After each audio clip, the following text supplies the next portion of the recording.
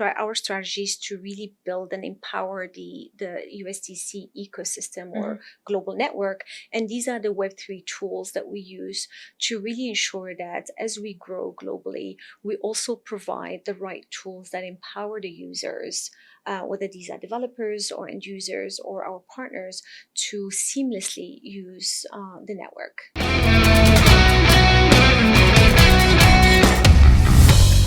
This episode of Encrypted is sponsored by the HBAR Foundation. The HBAR Foundation cultivates vibrant economies and ecosystems on the Hedera network by providing financial, community, and marketing support for projects, attracting millions of users and billions of dollars to the ecosystem.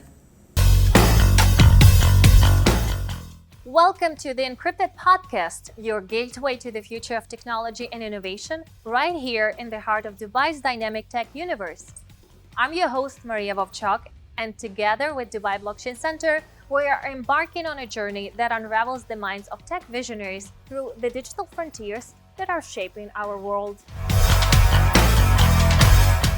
Hello and welcome everyone to the Encrypted podcast. I'm your host, Maria Vovchok, and today we're really happy to have here Miriam Kiwan, Vice President at MENA at Circle, a global financial technology company helping money move at internet speed with a vision to raise global economic prosperity through the frictionless exchange of value.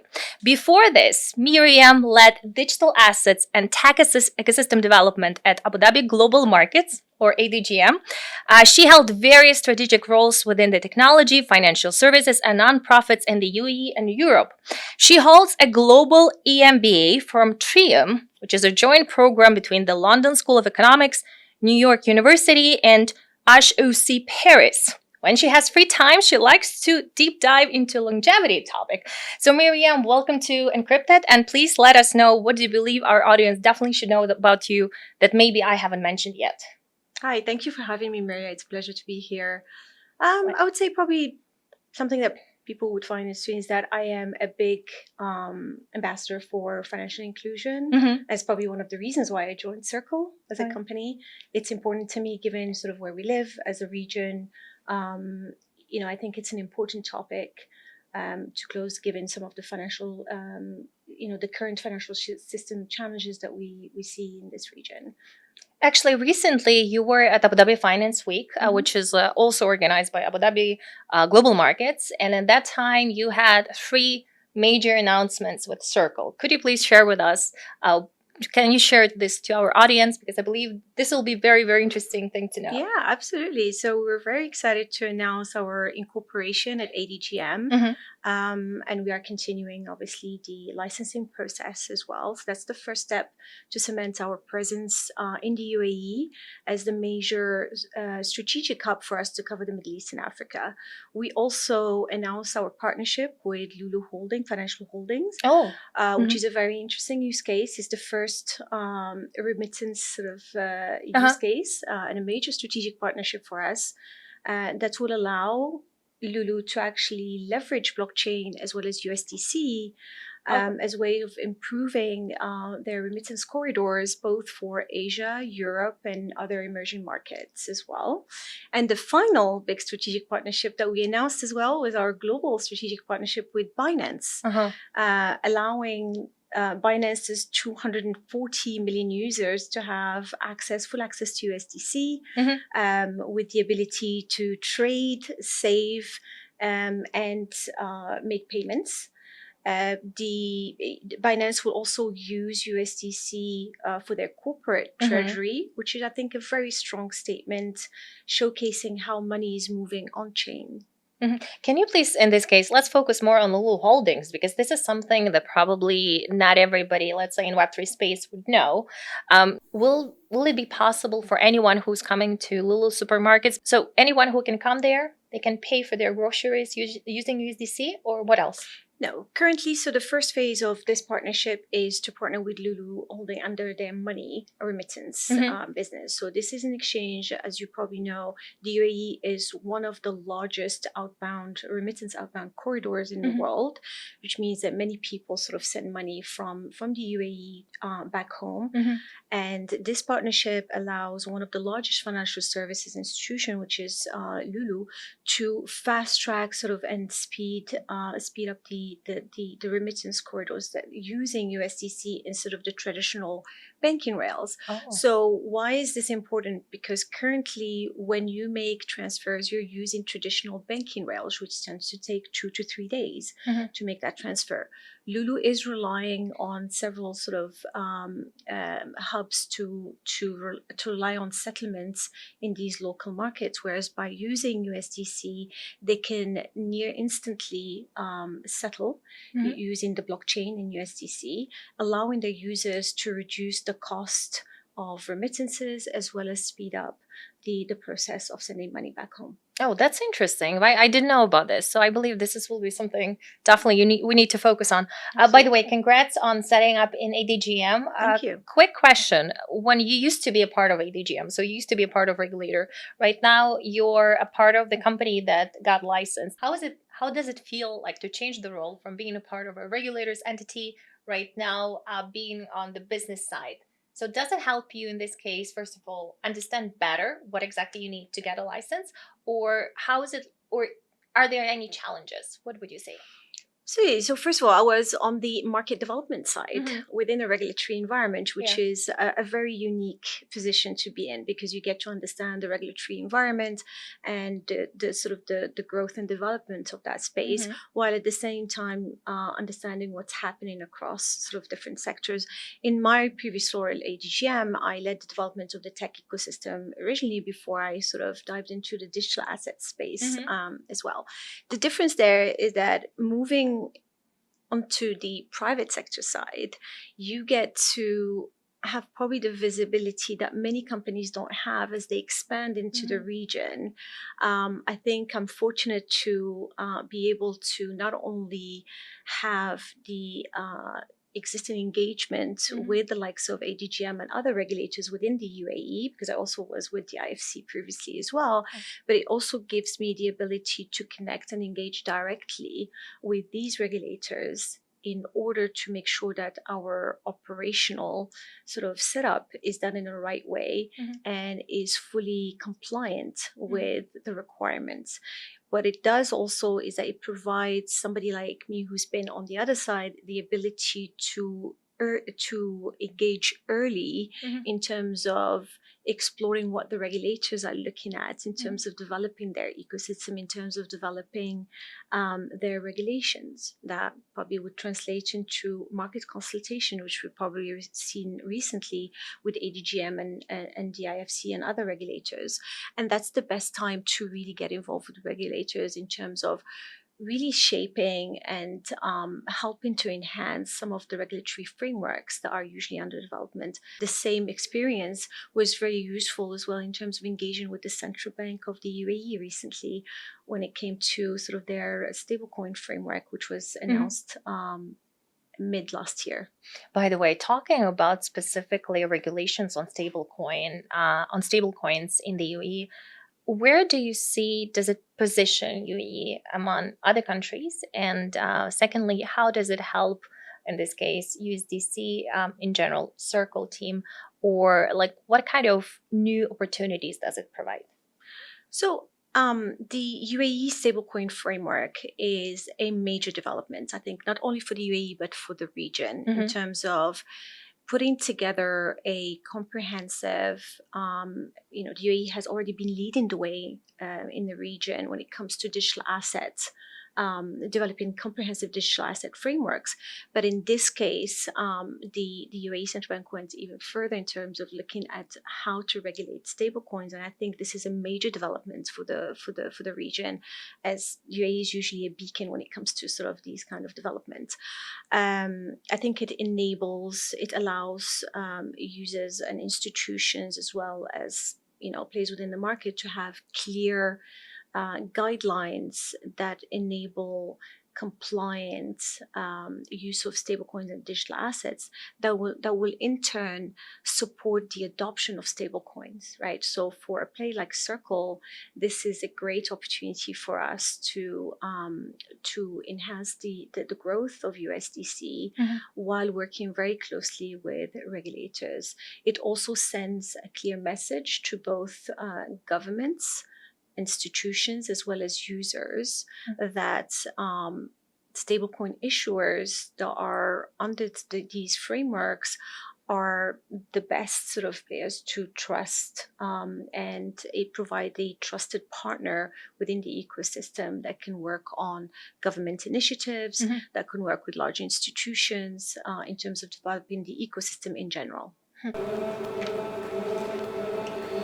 Hedera is the most used, sustainable public distributed ledger in the world. These are just a few of the game-changing applications built on Hedera, which is governed by the world's leading organizations and fueled by HBAR, the world's greenest cryptocurrency. What future will you build? So USDC's market position has evolved since its launch, and especially with their, let's say, with the time that they also spread in the MENA region. So from the time of being when you came on board, what can you say? What has changed in their vision, and what exactly they're specifically focusing on worldwide and in the MENA region? Since its inception in 2018, USDC has become one of the most trusted regulated stablecoin and one of the most used as well, not only in the region, but around the world. This growth stems from the company's efforts and unwavering sort of commitment to three key areas. So the first is transparency, where USDC's reserves are fully audited and are held in either cash or cash equivalent treasuries, right, which ensures trust and stability for the ecosystem.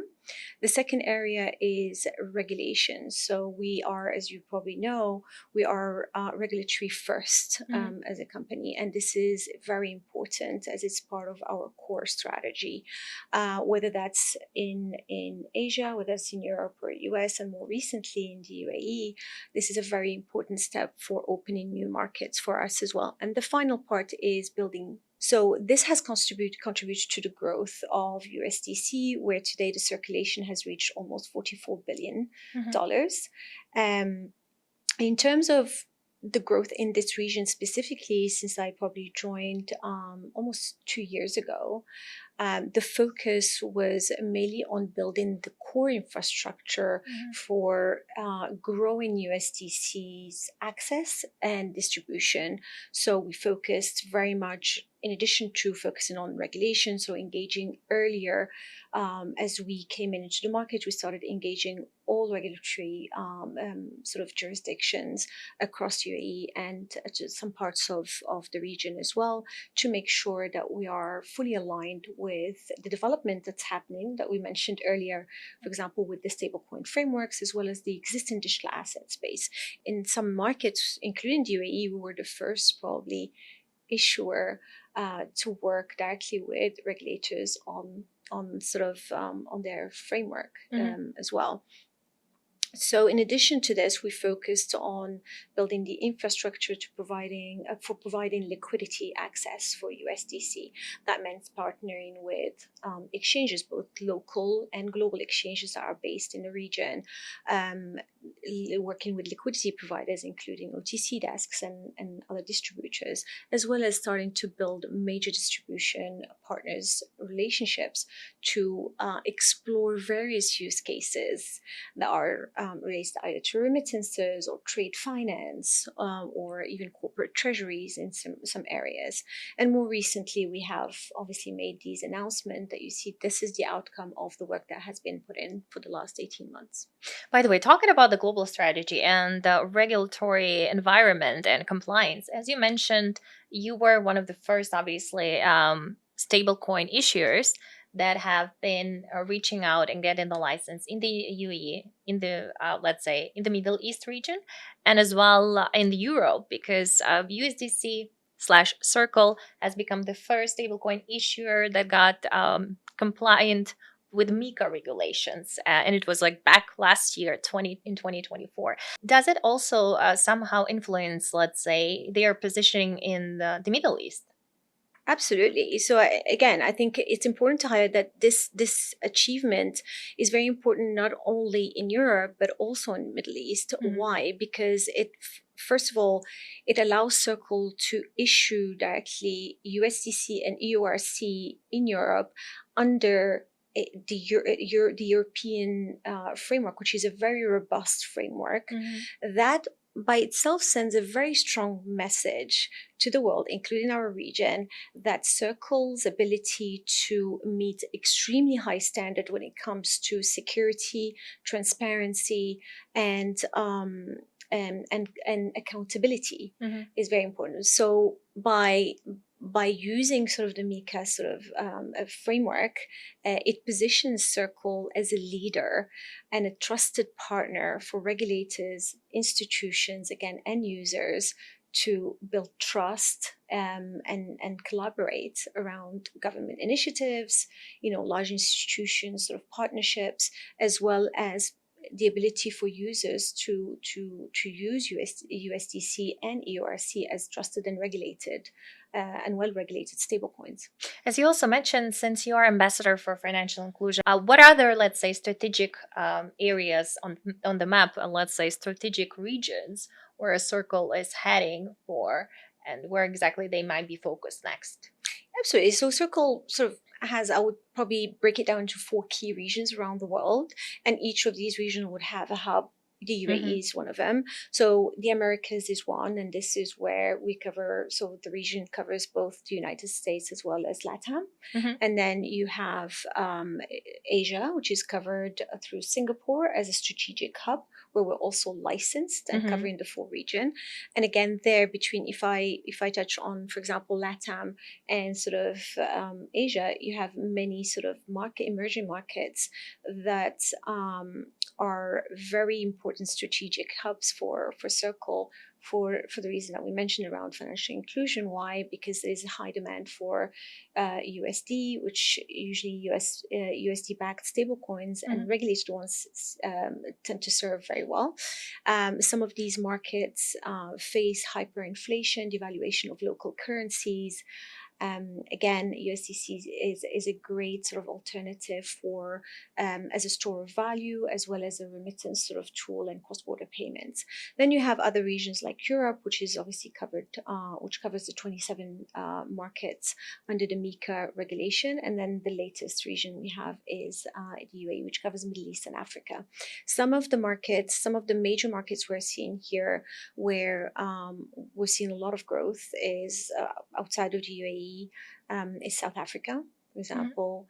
Again, this is a well-regulated open market where we have very strong partners. And the focus there, what we are seeing is a huge focus around store value, cross-border, facilitating cross-border payments, again, using USDC. In this case, let's imagine a supply chain use case. In this case, stable coins can allow both buyers and suppliers to programmatically use stable coins like USDC to save time, right? Instead of using traditional banking rails, and build trust around global trade as well. Let's talk right now, and let's focus more on the technical capabilities when we're talking about USDC, because Circle has recently launched a cross-chain transfer protocol to send USDCs between different blockchains. For me, from the technical perspective, this is very interesting. So can you please share with us more about that? Yeah. You've seen it in the news. There are like so many things. So absolutely. So CCTP is a very important innovation that provides access to USDC and makes it easier for users to use USDC around the blockchain network. What does CCTP do is allow USDC to natively move between different blockchains, which again allows users to basically, users don't have to rely on intermediaries by using CCTP. What it also does is that it helps developers building cross-chain platforms to provide that ability to their users for moving assets within the blockchain ecosystem. So that's what it simply does for the users. It's easier to build and scale with the USDC. So in this case, for example, USDC, they will be presented not as usually we are, let's say, we're accustomed to use it on Ethereum blockchain. It's also will be presented, if I'm not mistaken, on Solana or Near.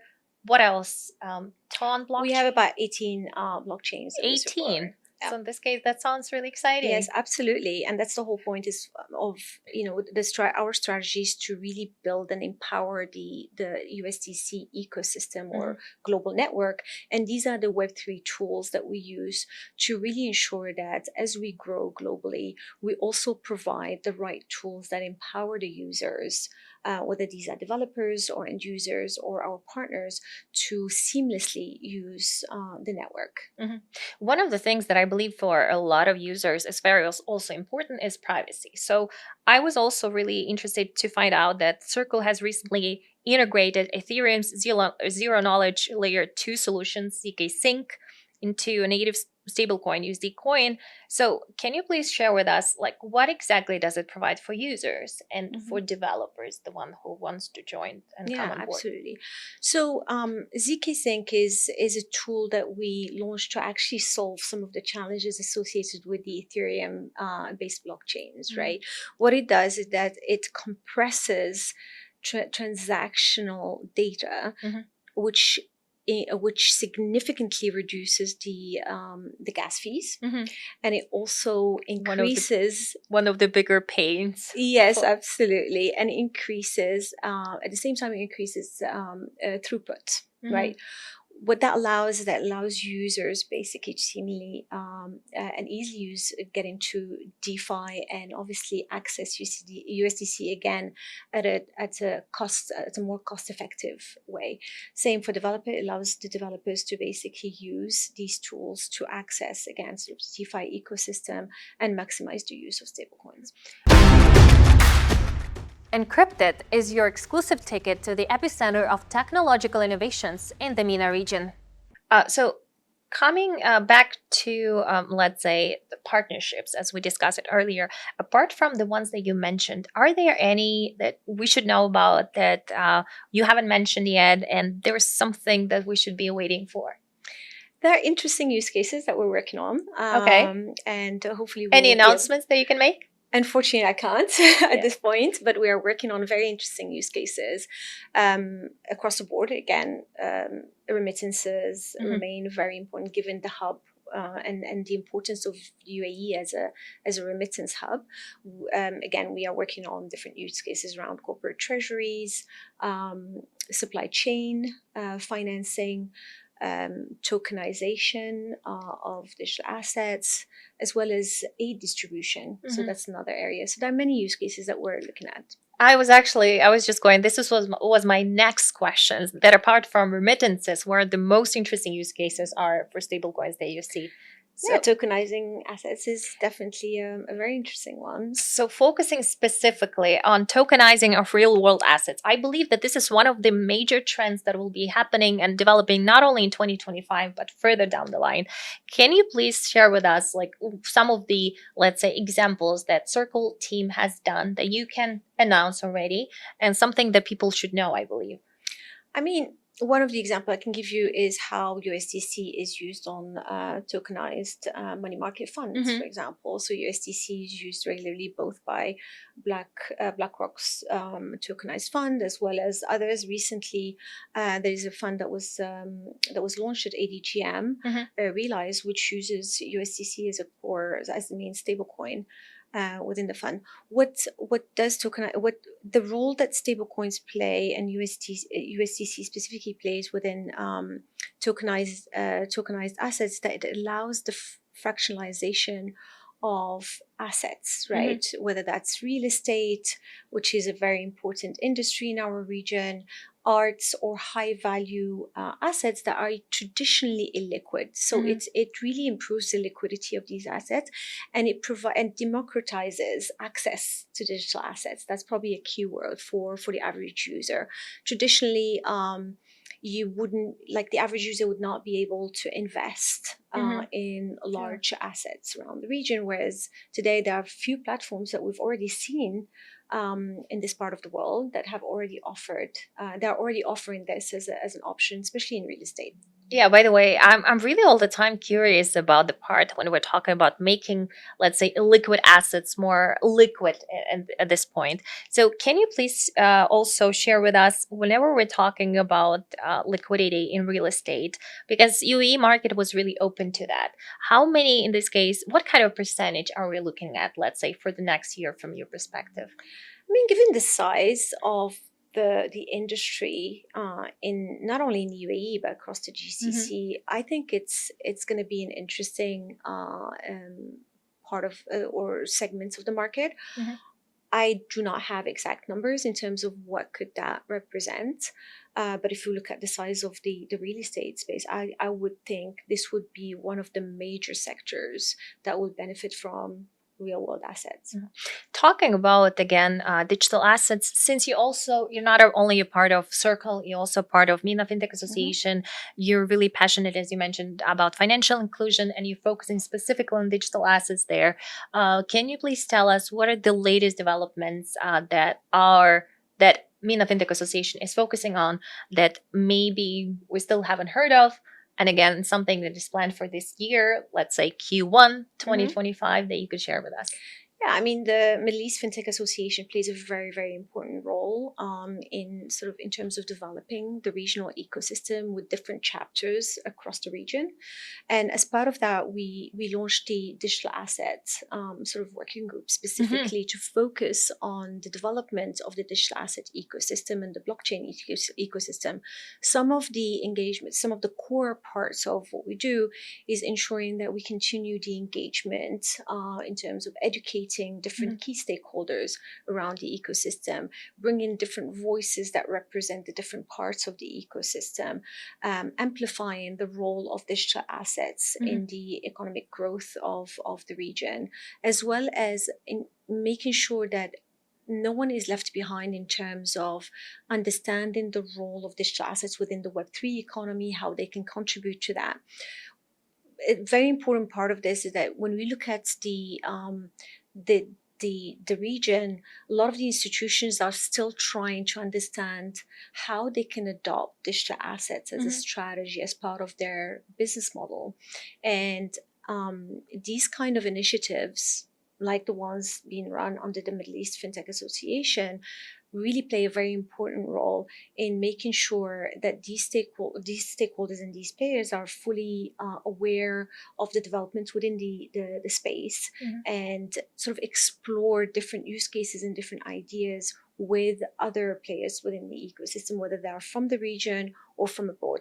Some of the initiatives that we're planning is what we call probably boardroom lunches. And these are small gatherings that we bring with curated attendees that represent different parts of the ecosystems, from banks to digital assets providers to traditional players like money movement companies that really explore the capabilities of the blockchain space, even combined sometimes with AI and sort of stablecoins and what that can, and Web3 solutions, and how that can really amplify and position or strengthen their value proposition in the market. We're also actively engaging sort of the market across different parts of the region. So we run networking sort of events, not only here in UAE, but also in Bahrain, in Qatar, in Morocco, and other parts of the region as well. And the idea is to really continue that sort of engagement and be of service to the ecosystem regionally, and make sure that it is being built in the right way, in a scalable, secure, as well as a regulated way. Miriam, at the end, I would like also to focus on additional topic that I mentioned at the beginning because it sounds like really exciting, and everybody, I believe, especially in the years to come, will be focusing on that, which is longevity. Can you please share with us specifically what have you learned so far that maybe has changed your mind and or you find mind blowing that we should know, and how in this case technologies like AI, blockchain, and others can help with that? Yeah, absolutely. I think longevity is going to be probably a very important sort of trend that we will start seeing in 2025 and beyond. And the reason why it's become important, I think, given the fast-paced sort of lifestyle that we have today, and probably some of the challenges that resulted from COVID, with when it comes to mental health or sort of like challenges that people are facing, I think longevity and some of the lifestyle choices that we make when it comes to food safety and sort of the nutrition that we tend to sort of embrace as part of our fast-paced life, I think longevity will play a very important role. Why? Because it's not about living longer, it's about living healthier, right? And making sure that you live to your later years in a fully sort of in a healthy way. Some of the mind-blowing probably technologies that we see are around biotech and how some developments are really challenging the current pharmaceutical industry as we know it today. And what's interesting is that it's almost going back to basics. It's going back to nature. It's using what nature really has provided us initially and leveraging that to the best of to in the best way that can actually improve our health and our livelihood. Thank you so much, Miriam. Right now, we move to the last part of our interview. Stay tuned with Encrypted. Rapid fire questions. Okay, Miriam, are you ready for our rapid fire questions? Let's do it, Maria. Okay, if you had to explain blockchain to a child in one sentence, how would you do that? Oh, interesting. Imagine a magical notebook where you cannot erase the content. It is safe. It's trusted by everybody. And it allows you to store your content permanently. Oh, interesting. That's really nice. Which blockchain founder would you take on a road trip? Vitalik. Okay. If you found out who Satoshi Nakamoto was, what would be your first question to him, her, or the team? What is the end game with Bitcoin? Oh, interesting. Name 5 qualities you believe a real entrepreneur should have. Resilience. Ability to think out of the box, and the ability to be persistent when it comes to raising funds and engage in every single conversation that would lead into an interesting outcome. It's 3, then 4 and 5. Ooh, just go for it. Just keep, failure is not an option. Okay, that's a good approach. I think so. What would you never do while building a company?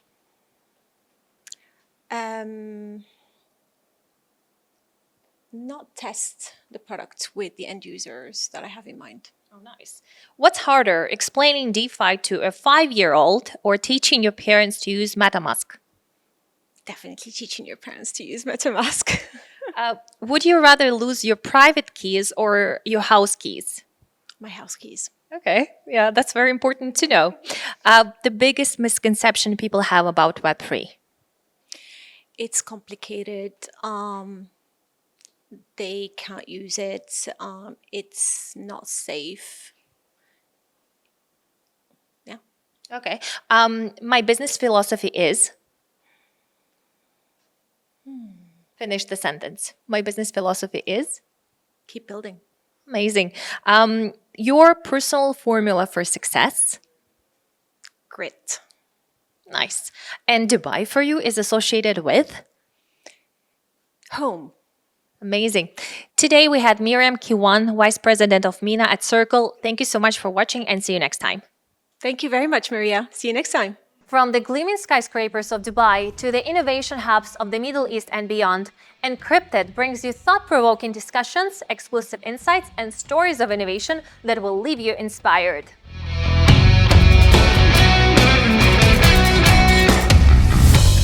This episode of Encrypted is sponsored by the HBAR Foundation. The HBAR Foundation cultivates vibrant economies and ecosystems on the Hedera network by providing financial, community, and marketing support for projects, attracting millions of users and billions of dollars to the ecosystem.